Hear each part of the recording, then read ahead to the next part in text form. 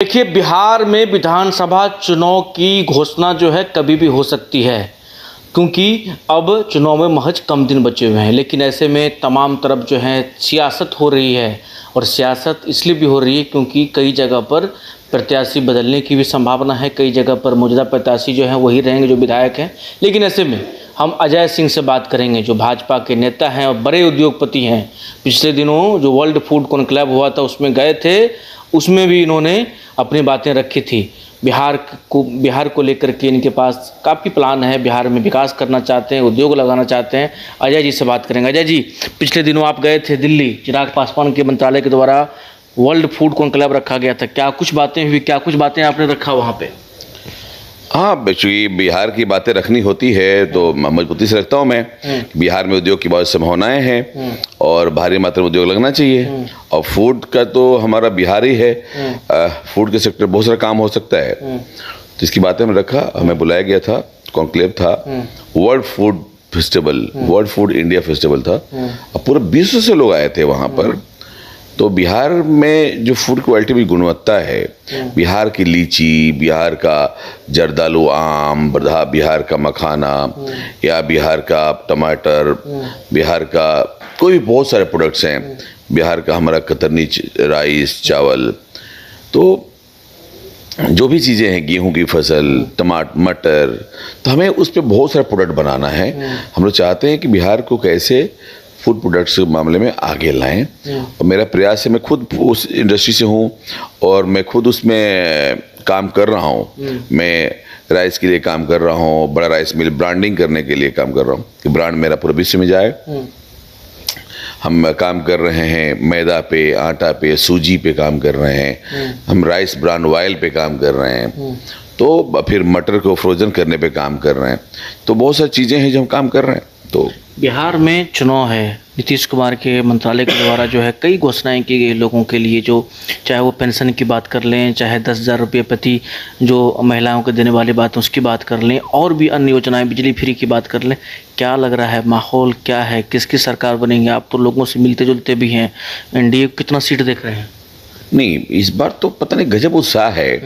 मैं देख रहा हूँ इतना कॉन्फिडेंट में लोग हैं, सबके मन में एक ही चल रहा है कि एनडीए की सरकार बननी है, और अलग उत्साह है। उत्साह के पीछे रीजन है इंडिया सरकार बनने का, कि जो लोग विकास देख रहा है ना, और जिन्होंने देखा कैसे भगवान श्री राम का मंदिर बना, कैसे अभी माता जानकी का मंदिर बन रहा है, कैसे बिहार के चारों तरफ सड़क का जाल बिछ गया। अब पटना राजधानी है, पटना से चारों तरफ कहीं जाइए हर जगह 4 लेन सड़क, कहीं भी 4 घंटा पहुंचे। एयरपोर्ट भरमार, पूर्णिया एयरपोर्ट चालू हो गया, दरभंगा एयरपोर्ट गया, पटना में देखिए कितना अच्छा एयरपोर्ट बन गया। तो ये विकास जो है ना, अब पटना का जो मैरिन ड्राइव, अब पटना का जो डेवलपमेंट हुआ है, अद्भुत हुआ है। तो अभी सच मायने में लोगों के मन में एक विश्वास जमा है कि ये सरकार को भी आगे काम करना चाहिए, जिससे तो उत्साह है, ये तो नहीं चाहता है बदलाव। अच्छा अजय जी, हम बरहारा भी गए थे, बरहारा में गजब को आपको लेकर के उत्साह है। चाहे हम दलितों की बात कर लें, चाहे अति पिछड़े, मतलब जहाँ भी गए हैं, जिस जगह भी गए हैं, लोग कह रहे हैं अजय ने यहाँ के लिए बहुत कुछ किया, बाहर आया था, काफ़ी कुछ किया, लोगों से मिलते रहते, मंदिरों में काफ़ी काम करवाया आपने।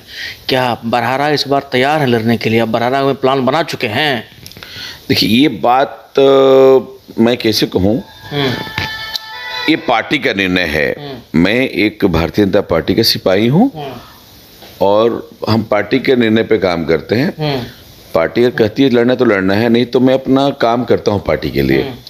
कैसे हम भारतीय जनता पार्टी को, एनडीए को कैसे सपोर्ट कर पाएंगे, वो हम काम करते हैं। गाँव में रही बात, गाँव में सेवा करना, तो वो मेरा अपना अधिकार है। मैं राजनीति में रहूं ना रहूं, चुनाव लड़ूं ना लड़ूं, मैं जनता का सेवा करूंगा। लोगों की तो इच्छा है ना अजय जी, लोग तो कहते हैं। जनता प्यार करती है, जनता का मन में रहता है कि भाई आप हमें, आप जीत के आइए, आप चुनाव लड़िए, आप अच्छा काम कर पाएंगे। उनकी विश्वास है, भरोसा है, वो ठीक है। और चूंकि जनता का प्यार है, जनता जनार्दन होती है।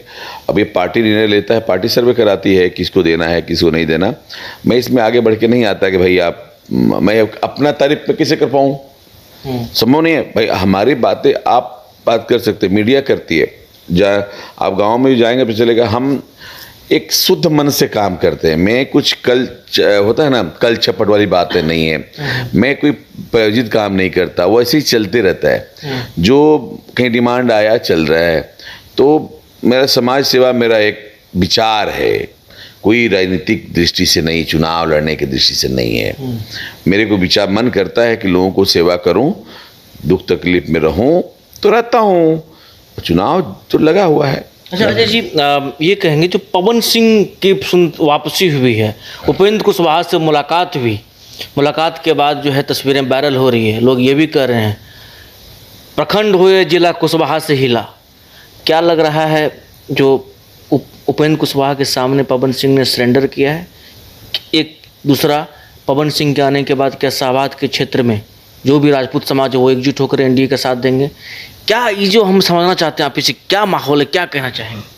नहीं, आपने जो गाना या प्रखंड या जिला बबुआने से हिला, हाँ ये तो है, लेकिन अभी ट्रेंडिंग वही कर रहा है जो मैंने बोला। भाई साहब कुशवाहा से हिला, आपके ये बात जातिगत कहाँ से आ गई?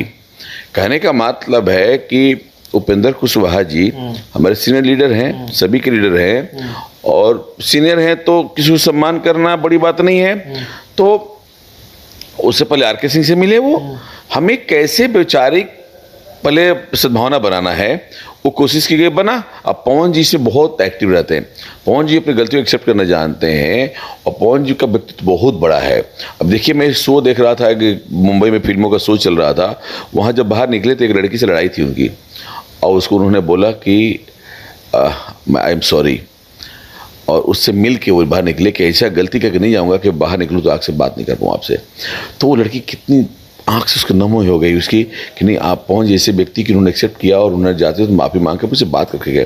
तो एक क्वालिटी है, अगर कुछ गलतियाँ हुई हैं, उन्होंने सामने लड़ाई लड़ा, लेकिन पवन जी जाकर उनसे बात किए कि नहीं, हम लोग को फिर गलती को सुधार लेना चाहिए, है ना। तो बहुत बड़ी बात है, समझिए, ये पवन जी की अंदर की शक्ति है। और मैं भी इस बात को बहुत तारीफ करता हूँ। अब पवन जी के आने से भाजपा को, अब पवन जी तो थे ही साथ में, पवन जी के रहने से काफ़ी शक्ति मिलती है हमें, क्योंकि पवन जी का जो उनके मुख पे जो सरस्वती वास करती हैं, जब गाते हैं तो भाई उनका गाना गायकी एक अद्भुत है, पूरे विश्व में सुने जाते हैं वो, और सबसे ज़्यादा सुने जा रहे हैं। तो मैं स्वागत करता हूं, और उनके बहुत फायदा होगा बिहार में पवन जी के चलते आने से, चुनाव प्रचार करेंगे। अंतिम सवाल, चिराग पासवान को लेकर के क्या सोचते हैं? आपकी तो मुलाकात भी होती है, आपने भी तो उन पिछली दफे बात हुई थी, क्या बिहार का बागडोर भी वो संभालना चाहते हैं? कार्यकर्ता कहते हैं भाई सीएम बनना चाहिए, अभी नहीं अगले बार, क्या आपको लगता है जो ठीक रहेगा? नहीं, देखिए, कार्यकर्ता अपनी बात करते हैं सबका, और चिराग पासवान जी उनका कितना नारा ही है, बिहारी फर्स्ट बिहार फर्स्ट, ऐसा करके नारा है। तो एक युवा चेहरा है, अब बहुत अच्छे हैं, बहुत अच्छे स्वभाव से हैं, हमेशा चाहते हैं कि कैसे बिहार के बदलाव हो, बिहार की विकास हो, और जो यंग हैं, युवा हैं, तो स्वाभाविक है बहुत अच्छा रहते हैं, हमसे तो काफ़ी अच्छी मिलता है। और हमेशा देखता हूँ फूड के सेक्टर में अभी फूड मिनिस्टर हैं, तो काफ़ी प्रयास करते हैं कैसे बिहार में इंडस्ट्री, उन्हीं के प्रयास से मैंने एक इंडस्ट्री लगाया है, फ्लावर मिल। उन्होंने कहा था कि आप एक फ्लावर मिल लगाइए, तो मैंने एक बिहार फ्लावर मिल लगाया। तो उन्हें अगर मौका मिलता है तो जगह मिलेगा, वो तो अभी चुनाव लड़ ही रहे हैं लोग, सब साथी हैं, एक साथ मिलकर चुनाव लड़ते हैं, सभी लोग सही है। चिराग पासवान जी बहुत एनर्जेटिक आदमी हैं, बहुत उमंग, बहुत जोश भरते रहते हैं। उनके कार्यकर्ताओं में तो कहना ही नहीं है, जो उमंग है, जो जोश है, देखते बनता है। चलिए, तो हमारे साथ अजय सिंह जी थे, बात कर रहे थे, बरहारा से तैयारी है, इन्होंने ये भी कहा कि ये अपनी बातें मैं खुद नहीं करूंगा, पार्टी के पास सब बातें रखे, पार्टी जो आदेश देगी वो भी मैं करूंगा। तो अजय सिंह से हम बातचीत कर रहे थे, क्या कुछ कहा वो भी आपने सुना। सहयोगी विवेक के साथ अंशु चंद्र, पटना।